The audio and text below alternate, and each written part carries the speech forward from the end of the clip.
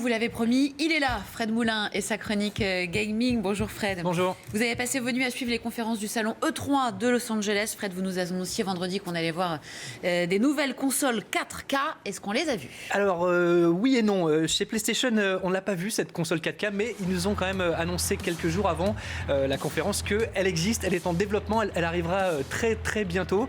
Donc il y a à surveiller. En revanche, du côté de Microsoft, regardez bien, on l'a vu, elle était là, la Xbox One S. Elle a bien été présentée donc pendant la conférence Microsoft. Oui, à l'américaine comme on dit. Donc cette console, elle est plus petite que sa grande sœur. Elle est compatible 4K. Elle sortira au mois d'août. C'est dans très peu de temps. Et chez Microsoft, on est plutôt généreux puisqu'ils ont annoncé en fin de conférence qu'ils travaillaient déjà sur une autre console qui sera la console la plus puissante jamais créée. Elle sera taillée pour la réalité virtuelle et elle arrivera l'année prochaine.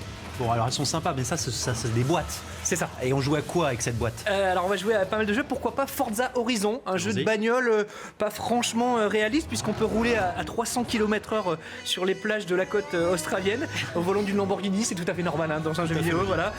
Mais ce qui est cool en fait, c'est que si vous l'achetez votre jeu sur votre console, eh bien vous l'avez gratuit sur PC. Ils appellent ça le Play Anywhere chez Microsoft. Et pareil, donc vous pouvez jouer sur PC à la maison contre quelqu'un qui joue sur console. Ça c'est assez nouveau, ça se faisait pas avant.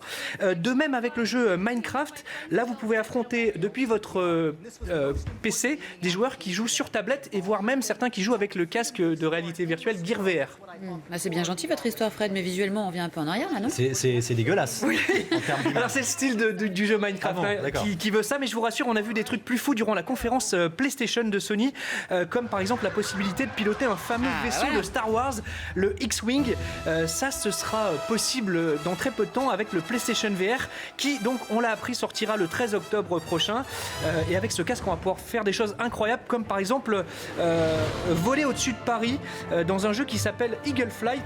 Ça c'est assez original puisqu'on incarne un aigle. C'est rigolo. Et ce qui est sympa c'est qu'on va pouvoir jouer à ce jeu avec nos amis. Alors c'est un peu bizarre avec ce casque mais on a vraiment l'impression de voler juste en faisant des mouvements de la tête. C'est assez fou. Et pour communiquer c'est quand même un peu particulier quand on est tous assis à côté les uns des autres.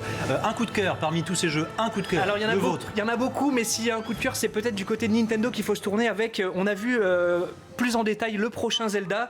Ils ont été assez discrets, c'est le seul jeu qui est présenté pour Nintendo à l'E3, mais ce jeu il sortira l'année prochaine sur la console Wii U et sur la nouvelle console de Nintendo, la NX, qui n'a pas été présentée à ce salon. Ils veulent garder la surprise, donc on en saura plus très très bientôt.